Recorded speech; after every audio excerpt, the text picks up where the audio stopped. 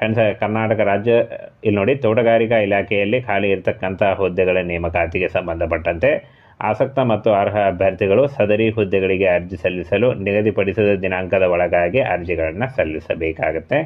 ಹಾಗೆ ಈ ಒಂದು ಹುದ್ದೆಗಳಿಗೆ ಸಂಬಂಧಪಟ್ಟಂತೆ ವಿದ್ಯಾರ್ಹತೆ, ವೇತನ ಶ್ರೇಣಿ, ವಯೋಮಿತಿ, ಅರ್ಜಿ ಶುಲ್ಕ, ಹಾಗೆ ಹೇಗೆ ಅಪ್ಲೈ ಮಾಡಬೇಕು, ಎಲ್ಲ ಹುದ್ದೆಗಳ ಸಂಪೂರ್ಣ ವಿವರವನ್ನು ವಿಡಿಯೋದಲ್ಲಿ ನೀಡಲಾಗಿದೆ.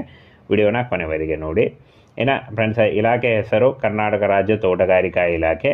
ಹಾಗೆ ಹುದ್ದೆಗಳ ಹೆಸರು ವಿವಿಧ ಹುದ್ದೆಗಳಿದ್ದಾವೆ. ಒಟ್ಟು ಹುದ್ದೆಗಳು ಇಲಾಖೆಯಲ್ಲಿ 4319 ಹುದ್ದೆಗಳಿಗೆ ನೇಮಕಾತಿ ಇರುತ್ತೆ. ಅರ್ಜಿ ಸಲ್ಲಿಸುವವರಿಗೆ ಆನ್ಲೈನ್ನಲ್ಲಿ ಆಫಿಷಿಯಲ್ ವೆಬ್ಸೈಟಿಗೆ ಹೋಗಿ ನೀವು ಅರ್ಜಿಗಳನ್ನು ಸಲ್ಲಿಸಬೇಕಾಗುತ್ತೆ. ಹಾಗೆ ಇನ್ನು ಫ್ರೆಂಡ್ಸ್, ಹುದ್ದೆಗಳ ವಿವರವನ್ನು ನೋಡೋದಾದರೆ ಹಿರಿಯ ಸಹಾಯಕ ತೋಟಗಾರಿಕಾ ನಿರ್ದೇಶಕರು 256 ಹುದ್ದೆಗಳಿದೆ ನೋಡಿ. ಇನ್ನು ಮಾಸಿಕ ವೇತನ 52,000ದಿಂದ 97,000ವರೆಗೆ ಪರ್ ಮಂತ್ ಸ್ಯಾಲ್ರಿ ಆಗಿರುತ್ತೆ. ಶೈಕ್ಷಣಿಕ ವಿದ್ಯಾರ್ಹತೆಯನ್ನು ನೋಡೋದಾದರೆ ತೋಟಗಾರಿಕಾ ವಿಷಯದಲ್ಲಿ BSc ಅಥವಾ ಪದವಿ ಪಡೆದಿದ್ದರೆ ನೀವು ಅರ್ಜಿಗಳನ್ನು ಸಲ್ಲಿಸಬಹುದು, ಅಥವಾ ಸ್ನಾತಕೋತ್ತರ ಪದವಿಯನ್ನು ಹೊಂದಿದ್ದರೂ ಕೂಡ ನೀವು ಅರ್ಜಿಗಳನ್ನು ಸಲ್ಲಿಸಬಹುದಾಗಿರುತ್ತೆ. ಇನ್ನು ಸಹಾಯಕ ತೋಟಗಾರಿಕಾ ನಿರ್ದೇಶಕರು 475 ಹುದ್ದೆಗಳಿದ್ದಾವೆ. ಹಾಗೆ ಮಾಸಿಕ ವೇತನ 43,000ದಿಂದ 83,000 ಇರುತ್ತೆ. ಶೈಕ್ಷಣಿಕ ಪದವಿ BSc ಪದವಿ ಅಥವಾ ಸ್ನಾತಕೋತ್ತರ ಪದವಿ ಕೇಳಿದ್ದಾರೆ ನೋಡಿ. ಹಾಗೆ ಇನ್ನು ಸಹಾಯಕ ತೋಟಗಾರಿಕಾ ಅಧಿಕಾರಿ 1,136 ಹುದ್ದೆಗಳಿದ್ದಾವೆ. 40,000ದಿಂದ 78,000 ಪರ್ ಮಂತ್ ಸ್ಯಾಲ್ರಿ ಆಗಿರುತ್ತೆ. ವಿದ್ಯಾರ್ಹತೆಯನ್ನು ನೋಡೋದಾದರೆ BSc ಅಥವಾ ಒಂದು ಡಿಗ್ರಿ ಹೊಂದಿದ್ದರೆ ನೀವು ಅರ್ಜಿಗಳನ್ನು ಸಲ್ಲಿಸಬಹುದು. ಇನ್ನು ತೋಟಗಾರಿಕಾ ಸಹಾಯಕ 926 ಹುದ್ದೆಗಳಿದ್ದಾವೆ. ಮಾಸಿಕ ವೇತನ 23,000ದಿಂದ 47,000 ಇರುತ್ತೆ. BSc ಅಥವಾ ಪದವಿ ಹೊಂದಿದ್ದರೆ ನೀವು ಅರ್ಜಿಗಳನ್ನು ಸಲ್ಲಿಸಬಹುದು. ಹಾಗೆ ಇನ್ನು ಪ್ರಥಮ ದರ್ಜೆ ಸಹಾಯಕರು ನೋಡಿ 311 ಹುದ್ದೆಗಳಿದ್ದಾವೆ. ಮಾಸಿಕ ವೇತನವನ್ನು ನೋಡೋದಾದರೆ 27,000ದಿಂದ 52,000 ಪರ್ ಮಂತ್ ಸ್ಯಾಲ್ರಿ ಆಗಿರುತ್ತೆ. ಇನ್ನು ಶೈಕ್ಷಣಿಕ ವಿದ್ಯಾರ್ಹತೆಯನ್ನು ನೋಡೋದಾದರೆ ಯಾವುದೇ ಡಿಗ್ರಿ ನೋಡಿ, ಕ್ಲಿಯರ್ ಮೆನ್ಷನ್ ಮಾಡಿದ್ದಾರೆ, ಎನಿ ಡಿಗ್ರಿ ಹೊಂದಿದಂಥ ಅಭ್ಯರ್ಥಿಗಳು ಅರ್ಜಿಗಳನ್ನು ಸಲ್ಲಿಸಬಹುದು. ಹಾಗೆ ಶೀಘ್ರ ಲಿಪಿಗಾರರು 11 ಹುದ್ದೆಗಳಿದ್ದಾವೆ. 27,000ದಿಂದ 52,000 ಪರ್ ಮಂತ್ ಸ್ಯಾಲ್ರಿ ಆಗಿರುತ್ತೆ. ಶೈಕ್ಷಣಿಕ ವಿದ್ಯಾರ್ಹತೆ PUC ಉತ್ತೀರ್ಣರಾಗಿದ್ದರೆ ನೀವು ಅರ್ಜಿಗಳನ್ನು ಸಲ್ಲಿಸಬಹುದು. ಹಾಗೆ ಕನ್ನಡ ಒಂದು ಬೆರಳಚ್ಚು ಹೊಂದಿದ್ದರೂ ಕೂಡ ನೀವು ಅರ್ಜಿಗಳನ್ನು ಸಲ್ಲಿಸಬಹುದಾಗಿರುತ್ತೆ. ಹಾಗೆ ದ್ವಿತೀಯ ದರ್ಜೆ ಸಹಾಯಕರು ನೋಡೋದಾದರೆ ಇಲ್ಲಿ ನೋಡಿ 271 ಹುದ್ದೆಗಳಿದ್ದಾವೆ. ಹಾಗೆ ಮಾಸಿಕ ವೇತನ 21,000ದಿಂದ 42,000 ಇರುತ್ತೆ.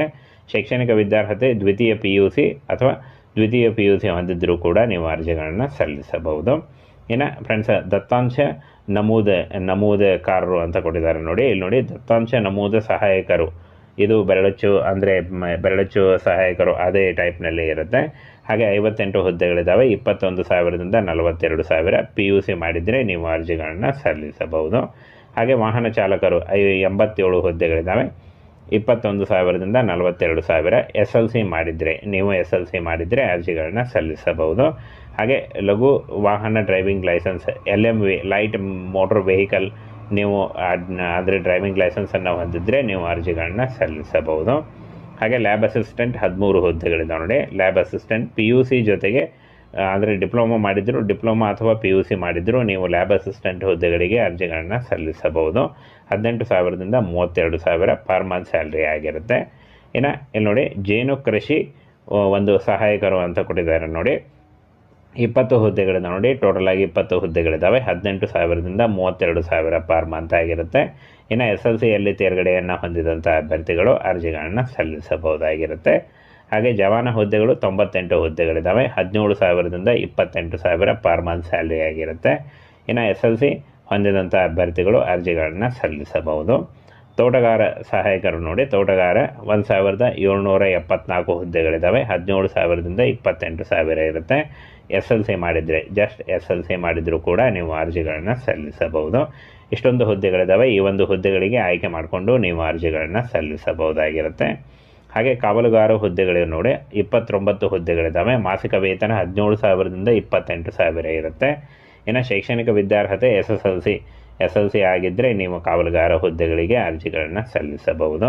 ಇನ್ನು ಆಯ್ಕೆ ವಿಧಾನವನ್ನು ನೋಡೋದಾದರೆ ಹುದ್ದೆಗಳಿಗೆ ನೇರ ನೇಮಕಾತಿ ಹಾಗೂ ಸ್ಪರ್ಧಾತ್ಮಕ ಪರೀಕ್ಷೆ ಮತ್ತು ಮುಂಬಡ್ತಿಯ ಮೂಲಕ ಆಯ್ಕೆಯನ್ನು ಮಾಡಿಕೊಳ್ಳಲಾಗುವುದು ಅಂತ ಹೇಳಿದ್ದಾರೆ. ಸ್ಪರ್ಧಾತ್ಮಕ ಪರೀಕ್ಷೆ ಇರುತ್ತೆ. ಸ್ಪರ್ಧಾತ್ಮಕ ಪರೀಕ್ಷೆಯ ಮೂಲಕ ಆಯ್ಕೆಯನ್ನು ಮಾಡಿಕೊಳ್ಳಲಾಗುತ್ತೆ. ಹಾಗೆ ಈ ಒಂದು ಹುದ್ದೆಗಳಿಗೆ ಅರ್ಜಿ ಸಲ್ಲಿಸುವಂಥ ಅಭ್ಯರ್ಥಿಗಳಿಗೆ ಯಾವುದೇ ರೀತಿಯ ಅರ್ಜಿ ಶುಲ್ಕ ಇರುವುದಿಲ್ಲ. ಅರ್ಜಿ ಶುಲ್ಕದ ಬಗ್ಗೆ ಎಲ್ಲೂ ಮಾಹಿತಿ ಇಲ್ಲ, ನೋಟಿಫಿಕೇಷನ್ನಲ್ಲೂ ಇಲ್ಲ. ಅಂದರೆ ಒಂದು ಅರ್ಜಿ ಶುಲ್ಕ ಇರುವುದಿಲ್ಲ. ಹಾಗೆ ಆಯ್ಕೆ ಆಗುವಂಥ ಅಂದರೆ ಒಂದು ಅರ್ಜಿ ಸಲ್ಲಿಸುವಂಥ ಅಭ್ಯರ್ಥಿಗಳಿಗೆ 18ರಿಂದ 30 ವರ್ಷದ ಒಳಗಿನವರು ಅರ್ಜಿಗಳನ್ನು ಸಲ್ಲಿಸಬಹುದು. ಹಾಗೆ OBC ಮತ್ತು ಜನರಲ್ ಅಭ್ಯರ್ಥಿಗಳಿಗೆ 3 ವರ್ಷದ ವಯೋಮಿತಿ ಸಡಿಲಿಕೆ ಇದ್ದರೆ, SC/ST ಅಭ್ಯರ್ಥಿಗಳಿಗೆ 5 ವರ್ಷಗಳ ಒಂದು ವಯೋಮಿತಿ ಸಡಿಲಿಕೆ ಕೂಡ ಇರುತ್ತೆ. ಆನ್ಲೈನ್ ಮೂಲಕ ಅಫಿಷಿಯಲ್ ವೆಬ್ಸೈಟಿಗೆ ಹೋಗಿ ನೀವು ಅರ್ಜಿಗಳನ್ನು ಸಲ್ಲಿಸಬೇಕಾಗತ್ತೆ. ಹಾಗೆ ಅರ್ಜಿಗಳನ್ನು ಯಾವಾಗ ಸಲ್ಲಿಸಬೇಕು ಅಂತ ನೋಡೋದಾದರೆ ಅತಿ ಶೀಘ್ರದಲ್ಲಿ ಪ್ರಾರಂಭ ಮಾಡಲಾಗುತ್ತೆ ಅಂತ ಕೊಟ್ಟಿದ್ದಾರೆ ನೋಡಿ. ಮೊದಲನೇ ವಾರ ಅಥವಾ ಕೊನೆಯ ವಾರದಲ್ಲಿ ಶುರುವಾಗುವಂಥ ಎಲ್ಲ ಸಾಧ್ಯತೆಗಳಿದ್ದಾವೆ. ಹಾಗೆ ಫ್ರೆಂಡ್ಸ್, ಆನ್ಲೈನ್ ಮೂಲಕ ಅಫಿಷಿಯಲ್ ವೆಬ್ಸೈಟಿಗೆ ಹೋಗಿ ಅರ್ಜಿಗಳನ್ನು ಸಲ್ಲಿಸಬೇಕಾಗತ್ತೆ. ಇನ್ನು ಅರ್ಜಿ ಸಲ್ಲಿಸಲಿಕ್ಕೆ ಆಧಾರ್ ಕಾರ್ಡು ಹಾಗೆ ಲೈಟ್ ಬ್ಯಾಕ್ಗ್ರೌಂಡ್ ಇರುವಂಥ ಒಂದು ಪಾಸ್ಪೋರ್ಟ್ ಸೈಜ್ ಫೋಟೋ ಬೇಕಾಗುತ್ತೆ. ಆದಾಯ ಮತ್ತು ಜಾತಿ ಪ್ರಮಾಣ ಪತ್ರ ಬೇಕಾಗುತ್ತೆ. ಇಷ್ಟನ್ನು ತೆಗೆದುಕೊಂಡು ಮತ್ತೆ ನಿಮ್ಮ ಸ್ಕೂಲ್ ಸರ್ಟಿಫಿಕೇಟ್ಸು SLC ಅಥವಾ 8ನೇ ತರಗತಿಯ ಸ್ಕೂಲ್ ಸರ್ಟಿಫಿಕೇಟ್ ಬೇಕಾಗುತ್ತೆ. ಇಷ್ಟನ್ನು ತೆಗೆದುಕೊಂಡು ನೀವು ನೇರವಾಗಿ ಅರ್ಜಿಗಳನ್ನ ಸಲ್ಲಿಸಬಹುದಾಗಿರುತ್ತೆ.